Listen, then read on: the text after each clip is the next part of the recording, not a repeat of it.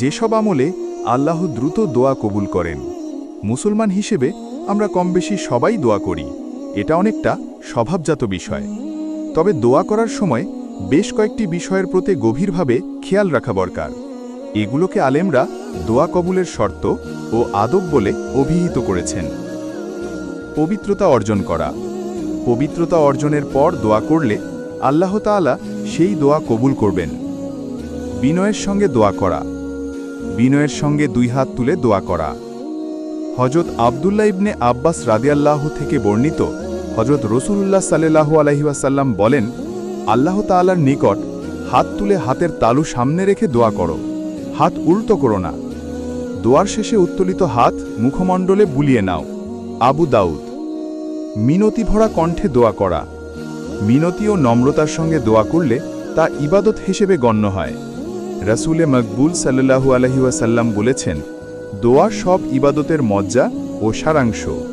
দাসত্বের পরিচয় প্রদানই ইবাদতের উদ্দেশ্য। বান্দার নিজের দীনতা ও অক্ষমতা উপলব্ধি করা এবং আল্লাহর অসীম ক্ষমতা ও অপার মহিমা উপলব্ধি করার মধ্যেই দাসত্বের প্রকাশ ঘটে। দোয়ার মাধ্যমে এই দুটি বিষয়ের পরিচয় পাওয়া যায়, অর্থাৎ নিজের অক্ষমতা ও অসহায়ত্ব এবং আল্লাহর অপ্রতিহত ক্ষমতা, অপার মহিমা ও প্রতাপ অন্তরে স্থান পাওয়া আবশ্যক। দীনতা ও নম্রতা দোয়ার মধ্যে যত অধিক হবে ততই মঙ্গল। দুই হাত তুলে দোয়া করা। বিনয়, নম্রতা ও দাসত্ব প্রকাশ করার জন্য দোয়ার সময় দুই হাতের তালু আসমানের দিকে রাখতে হবে এবং হাত সম্পূর্ণ প্রসারিত করে দুই হাতের মধ্যে 2-1 আঙুল পরিমাণ ফাঁক রাখতে হবে। হাত কচলানো, রশি পাকানোর মতো হাতের তালু ঘষাঘষি করা দোয়ার আদবের খেলাফ। মনে রাখবেন, আপনি শাহানশাহের দরবারে হাত তুলেছেন, তাই এখানে কোনো ধরনের অমনোযোগিতা কাম্য নয়। এছাড়া দোয়া শেষে দুই হাত তুলে দোয়া করে দোয়া শেষে হাত দুটি মুখমণ্ডলে মুছে নিবে। হাদিস শরীফে বর্ণিত আছে, যে হাত আল্লাহর দরবারে উত্তোলিত হয় তা একেবারে শূন্য অবস্থায় ফিরিয়ে দিতে তিনি লজ্জা বোধ করেন। আল্লাহর প্রশংসা ও দরুদ শরীফ যুক্ত দোয়া করা। আল্লাহর প্রশংসা যেমন আলহামদুলিল্লাহি রব্বিল আলামিন দোয়ার শুরুতে বলা। এছাড়া ইসমে আজমের সহিত দোয়া করা উত্তম। হযরত আসমা বিনতে ইয়াজিদ থেকে বর্ণিত, রাসূলুল্লাহ সাল্লাল্লাহু আলাইহি ওয়াসাল্লাম বলেন, ইসমে আজম এই আয়াতদ্বয়ে রয়েছে: 1 ওয়াইলাহুকুম ইলাহুম ওয়াহিদুন লা ইলাহা ইল্লা হুয়া রহমানুর রহিম, সূরা বাকারা 163। 2 আলিফ লাম মিম আল্লাহু লা ইলাহা ইল্লাহু হুয়াল হাইয়ুল কাইয়ুম, সূরা আলী ইমরান 1।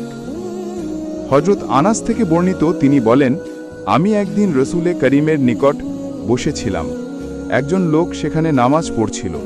সে তার দোয়ার মধ্যে আরজ করল, হে আল্লাহ, আমি আপনার কাছে আমার প্রয়োজন প্রার্থনা করছি এই ওসিলায় যে প্রশংসা ও গুণকীর্তন আপনার জন্যই উপযুক্ত। আপনি ছাড়া কোনো মাবুদ নেই। আপনি পরম দয়ালু ও অসীম অনুগ্রহদাতা এবং পৃথিবী ও আকাশমণ্ডলীর স্রষ্টা। আমি আপনার কাছেই আপনার অনুগ্রহ চাই। ইয়া হাইয়ু ইয়া কাইয়ুম ইয়া জালজালালি ওয়াল ইকরাম। রাসূলুল্লাহ সাল্লাল্লাহু আলাইহি ওয়াসাল্লাম বলেন, এ বান্দা আল্লাহর ইসমে আজমের ওসিলায় দোয়া করেছে। এ ওসিলায় আল্লাহর কাছে দোয়া করলে দোয়া কবুল হয় এবং আল্লাহর কাছে কোনো কিছু চাইলে আল্লাহ তা দান করেন। তিরমিজি। হযরত ফুজালা ইবনে উবায়দা বর্ণনা করেন, রাসূলে করিম এক ব্যক্তিকে দোয়া করতে শুনলেন। সে দোয়ায় আল্লাহ পাকের প্রশংসা করল না এবং রাসূলের সাল্লাল্লাহু আলাইহি ওয়াসাল্লামের ওপর দরুদও পাঠ করল না। এতে রাসূলে আকরাম সাল্লাল্লাহু আলাইহি ওয়াসাল্লাম বললেন, লোকটি তড়িঘড়ি করে দোয়া করেছে। তিনি লোকটিকে ডেকে আনলেন এবং তাকে বা উপস্থিত লোকদের লক্ষ্য করে বললেন, যখন তোমাদের কেউ নামাজ পড়ে তখন দোয়া করার পূর্বে তার উচিত আল্লাহ তাআলার প্রশংসা করে নেওয়া এবং রাসূলের প্রতি দরুদ পাঠ করা, এরপর যা ইচ্ছা তা চাওয়া। তিরমিজি ও আবু দাউদ। এক হাদিসে এসেছে, রাসূলে মকবুল সাল্লাল্লাহু আলাইহি ওয়াসাল্লাম বলেছেন, যে ব্যক্তি দোয়া করার পূর্বে দরুদ শরীফ পড়ে তার দোয়া অবশ্যই কবুল হয়। মহান আল্লাহ তাআলা অসীম দয়ালু।